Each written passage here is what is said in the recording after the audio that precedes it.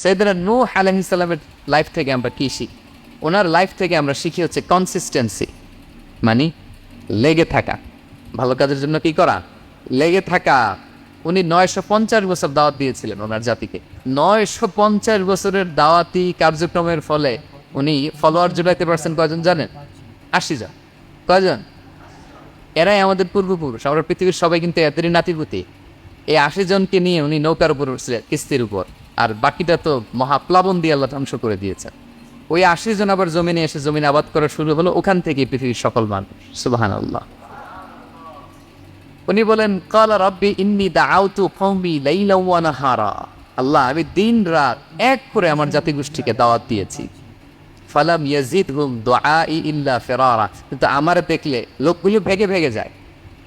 আর কি করে? আমার কথা যেন শুনতে না হয়, এরা কানে আঙ্গুল দিয়ে রাখে আর মুখে কাপড় পেঁচিয়ে। নূহ আলাইহিস সালাম তারপরও থামতেন, কন্টিনিউয়াস দাওয়াতি কাজ। লোকজন নূহ আলাইহিস সালামকে পিটিয়ে আদামরা করে কাঁথা দিয়ে পেঁচিয়ে পাহাড়ে রেখে আসতেন। ওইখান থেকে এসে নূহ আলাইহিস সালাম আবার দাওয়াত দিতে শুরু করতেন। What a consistency! কিভাবে লেগেছিলেন! 950 বছর তিনি দাওয়াত দিয়েছেন, মাত্র 80 জন ফলোয়ার হয়েছিল। তাহলে আমরা অল্প দাওয়াতি কাজ করেই আমরা হতাশ হয়ে যায়। আয় রে আমার কথা শুনলো না, আয় রে আমার কথা পৌঁছাইল না, আয় রে আমার কাছে এসে কেউ মুসলিম হইল না, আয় রে আমার কথা।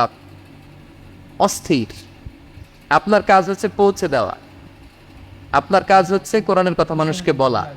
এটা দিয়ে কতটুকু কি হবে এটার ফয়সালা কার? তাহলে নূহ আলাইহিস সালামের জীবনী থেকে আমাদের শিক্ষা হচ্ছে কনসিস্টেন্সি। 950 বছর উনি লাগাতার দাওয়াত দিয়েছেন, থামে নাই, হতাশ হয় নাই, হাল ছাড়া নাই। নবীরা কখনো হাল ছাড়ে না। সুবহানাল্লাহ পড়ে।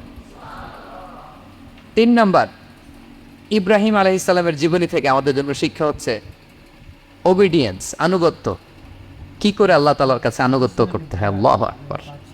আমি মনে হয় 1 ঘন্টার উপরে আলোচনা করেছি আমার প্রফেট সিরিজ ইব্রাহিম আলাইহিস সালামের জীবনী নিয়ে। ওনার পুরা জীবনটা, আল্লাহ কোনো কিছু বলতে দেরি, আল্লাহর আদেশের সামনে মাথা পেতে দিতে ইব্রাহিম আলাইহিস সালামের দেরি হয়।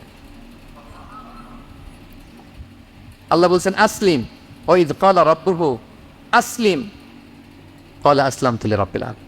হে ইব্রাহিম সারেন্ডার, সারেন্ডার। সুবহানাল্লাহ। ইব্রাহিম আনুগত্য করো, আল্লাহ আনুগত্য করছে। ওনার সন্তান হয় না, 86 বছর বয়স একটা সন্তান দিলেন আল্লাহ তাআলা। আমাদের এখানে কার বয়স কত? সর্বোচ্চ বয়স কত আছি আমরা? এদিকে 60 বছরের উপর কেউ নাই, ঠিক কিনা?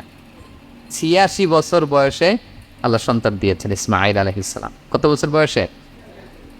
সন্তানটা আদরের নাকি?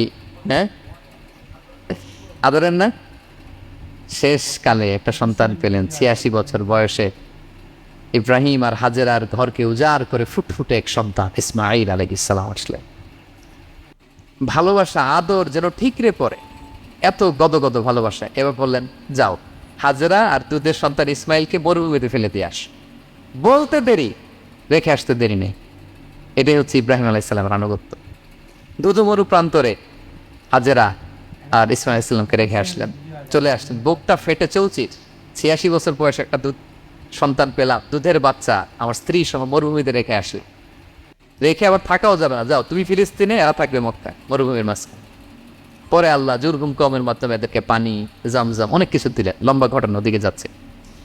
এরপর হৃদয় যখন ফেটে চৌচির হয়ে যায়, তখন আল্লাহ তাআলা বলেন, ঠিক আছে যাও, যা একটু ছেলেরা দেখে আস। এবার যে দেখে ছেলেরা আরো মায়া লাগে, কারণ একটু বড় হয়েছে তো, এবার দৌড়াইতে পারে, হাঁটতে পারে। সুবহানাল্লাহ বলেন। এবার যখন দৌড়াইতে পারে, হাঁটতে পারে, আব্বু আব্বু বলে ডাকতে পারে, মায়াটা যখন একটু গাঢ় হয়েছে, আল্লাহ বলে এবার ছেলেরা জবাই করে। দেখছেন কি পরীক্ষা! 86 বছর বয়সে সন্তান পেল, রেখে আসলো মরুভূমিতে। একটু বড় হইল, দেখা করতে গেল, এবার বলে জবাই করো। জবাই করো বলতে দেরি, ছুরি চালাতে দেরি হয়নি। কুরবানির ইতিহাস লম্বা ইতিহাস, সেদিকে যাব। এরপরে আল্লাহ কবুল করলেন। এরপরে বললেন, বাপ বেটা মিলে মরুভূমির মধ্যে ঘেমে ঘেমে একটা ঘর বানাও।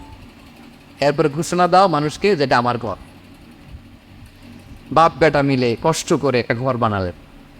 এবার বললেন, আজান দাও, ঘোষণা দাও, সবাই যেন এখানে আসে। আল্লাহ কারে ঘোষণা দিবে? কেউ তো নাই। বললে, তুমি ঘোষণা দাও, এই ঘোষণার শব্দ পৃথিবীর সব মানুষের কর্ণকুহরে আমি আল্লাহ নিজ দায়িত্বে পৌঁছে দেব। আমরা যারা রুহের জগতেও তখনও ছিলাম, যারা লাব্বাইক বলতে পেরেছি তাদের ঠিকই নসিবে ওই কাবাঘর জিয়ারতের নসিব হয়ে যাবে। উনি ঘোষণা দিলেন, দেখেন কেউ নাই, শুধু মরু প্রান্তর। আজকের মক্কাকে কল্পনা করেন তো কি অবস্থা। এই রমজানের লাস্ট 10 days অফ রমাদান আপনি জায়গা পাবেন, হজের চেয়েও বেশি মানুষ। কিভাবে আল্লাহ কবুল করেছেন, কিভাবে আনুগত্য, সাবমিসিভনেস, নিজেকে আল্লাহর কাছে পুরো সুপর্দ করা এর নমুনা সাইয়েদনা ইব্রাহিম আলাইহিস সালাম পেশ করেছেন। তাহলে সংক্ষিপ্ত কথা হচ্ছে, আল্লাহ নবী ইব্রাহিম আলাইহিস সালামের জীবনী থেকে আমাদের জন্য শিক্ষা হচ্ছে অবিডিয়েন্স, আনুগত্য। কিভাবে আল্লাহর আদেশের সামনে মাথা পেতে দিতে হয়। পারা যাবে তো? হ্যাঁ, ওই ইব্রাহিম আলাইহিস সালামের রক্ত আমাদের দেহে বহমান। আমরাও নবী ইব্রাহিমের উত্তরসূরি। নবী ইব্রাহিমের আলাইহিস সালামের মতো আমরাও ইসলামের জন্য জীবন বিলিয়ে দেওয়ার দরকার আছে না নাই? বলেন বলেন। শক্ত পদে আমাদেরকেও এরকম স্যাক্রিফাইসের মেন্টালিটি অর্জন করতে হবে। অবিডিয়েন্স, আনুগত্যের শিক্ষা আমরা নবী ইব্রাহিম আলাইহিস সালামের কাছ থেকে পাই।